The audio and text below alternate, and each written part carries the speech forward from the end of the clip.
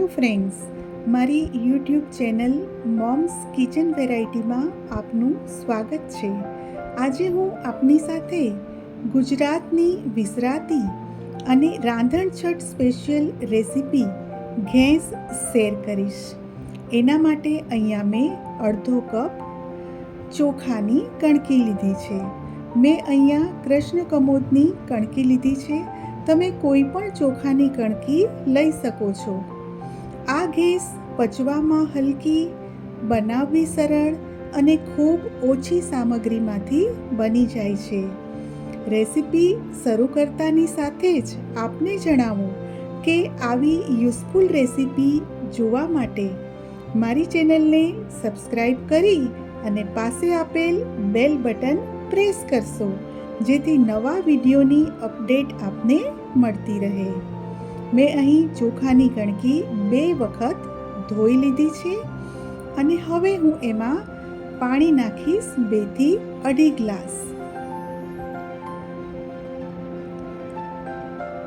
અને હવે 10 મિનિટ માટે એને ઢાંકીને મૂકી રાખું છું. 10 મિનિટ પછી આપણે એક પેન, મેં અહીંયા માટીની કઢાઈ લીધી છે, એમાં હું આ ઘેંસ બનાવીશ. ઘી અને જીરું એમાં સાંતળી લઈશ.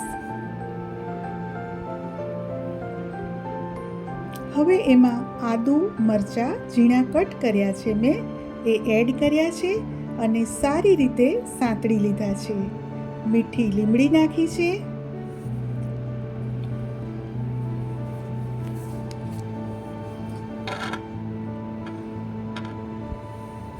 અને હવે આપણે પલાળીને જે કણકી રાખી છે એ આમાં એડ કરીશું. અત્યારે મેં ગેસની ફ્લેમ સ્લો કરી દીધી છે.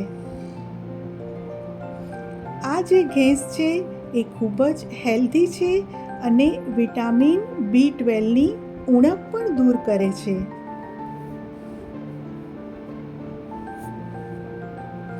હવે આમાં હું 2 કપ છાશ રેડીશ. આ અડધો કપ છે એટલે હું 4 વખત છાશ નાખું છું. એટલે ટોટલ 2 કપ છાશ લીધી છે મેં, જે મીડિયમ ખાટી છે.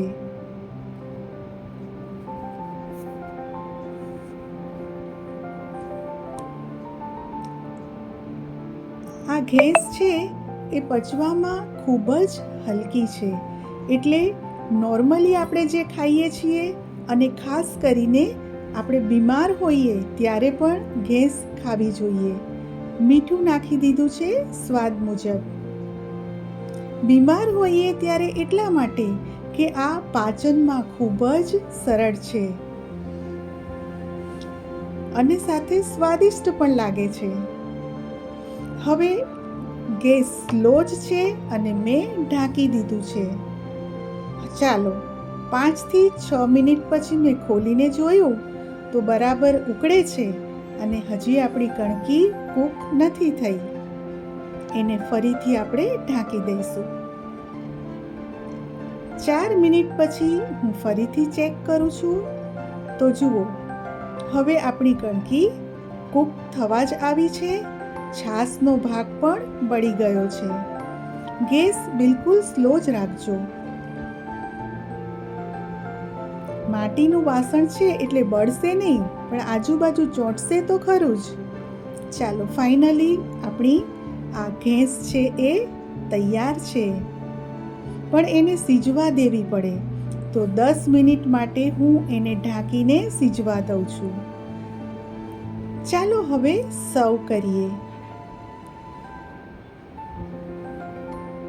છે ને, જોતા જ ખાવાનું મન થઈ જાય એવી આ ઘેંસ છે.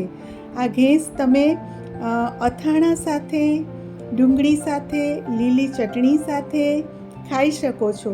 એમને પણ ખૂબ જ સરસ લાગે છે. અહીંયા મેં મસાલેદાર દહીં, ચટણી, અથાણું અને ડુંગળી સર્વ કર્યા છે.